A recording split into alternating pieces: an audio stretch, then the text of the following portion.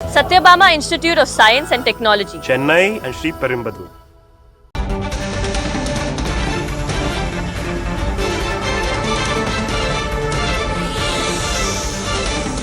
ரயிலில் 4 கோடி ரூபாய் கைப்பற்றப்பட்ட வழக்கில் நயினார் நாகேந்திரன் மீதான குற்றச்சாட்டு பதிவு நிறுத்தி வைக்கப்பட்டிருக்கிறது.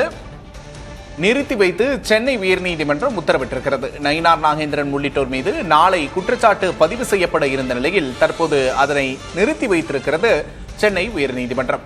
2024 மக்களவைத் தேர்தலின் போது நெல்லை விரைவு ரயிலில் 4 கோடி ரூபாய் பிடிபட்டது.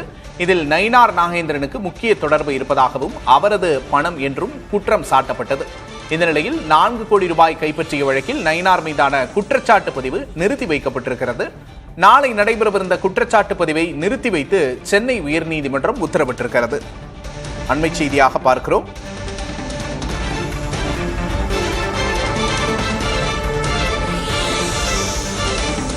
ரயிலில் 4 கோடி ரூபாய் கைப்பற்றப்பட்ட வழக்கில் நயினார் நாகேந்திரன் மீதான குற்றச்சாட்டு பதிவு நிறுத்தி வைக்கப்பட்டிருக்கிறது. நிறுத்தி வைத்து சென்னை உயர்நீதிமன்றம் உத்தரவிட்டிருக்கிறது. நயினார் நாகேந்திரன் உள்ளிட்டோர் மீது நாளை குற்றச்சாட்டு பதிவு செய்யப்பட இருந்த நிலையில் தற்போது அதனை நிறுத்தி வைத்திருக்கிறது சென்னை உயர்நீதிமன்றம். 2024 மக்களவைத் தேர்தலின் போது நெல்லை விரைவு ரயிலில் 4 கோடி ரூபாய் பிடிபட்டது. இதில் நயினார் நாகேந்திரனுக்கு முக்கிய தொடர்பு இருப்பதாகவும் அவரது பணம் என்றும் குற்றம் சாட்டப்பட்டது.